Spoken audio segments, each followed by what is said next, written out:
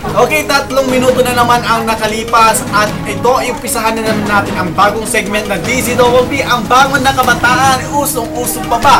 Maraming bubulol lang ko mga kamusalay, marami tayong pinaghandaan ngayong umaga. Bumati muna namin mga special guest tayo dito mula sa Miriam College at sa Adamson University, mga tayo magsalita ng Youth of Cancer ng Miriam College at sa Adamson. Bumati muna natin.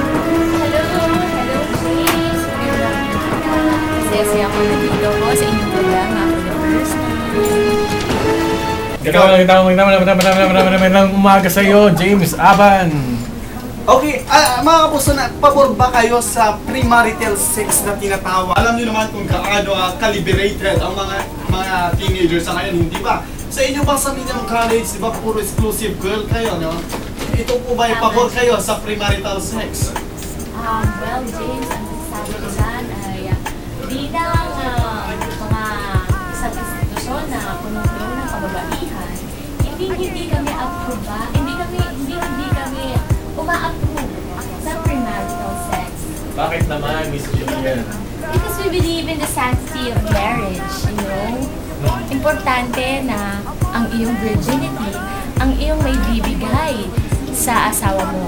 Ika nga, iyon na ang pinaka magandang regalo na maibibigay mo sa iyong asawa. Ikaw ba sa Adamson University, pabor ka ba sa premarital sex? Kami ay isang katolikong eskwelahan na kung saan conservative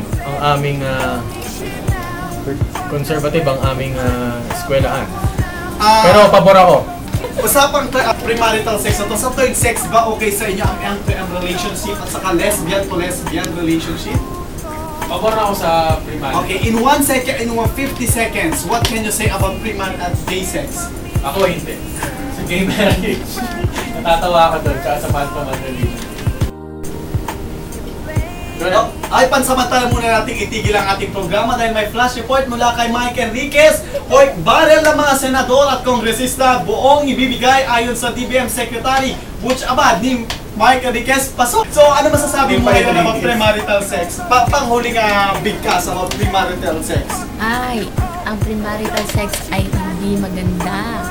Labag iyon sa 10 Commandments. Dahil para sa akin talaga ang importante ay may bigay mo ang iyong virginity sa iyong mapapangasawa. Diba? Tama! So, ikaw naman, pabor ka, di ba? Ako, pabor ako. So ngayon, yung teknolohiya natin ngayon at moderno natin pamumuhay, nag-iiba na rin yung kultura natin at tradisyon.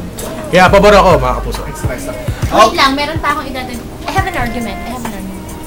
Bakit mo kailangan sabihin na ang teknolohiya? Bakit? Ano teknolohiya meron dyan para Okay. Ito sa premarital sex? Pansamantala kasi meron tayong live coverage mula sa hostage taking sa Manila. Magbabalik po muli tayo bukas, mga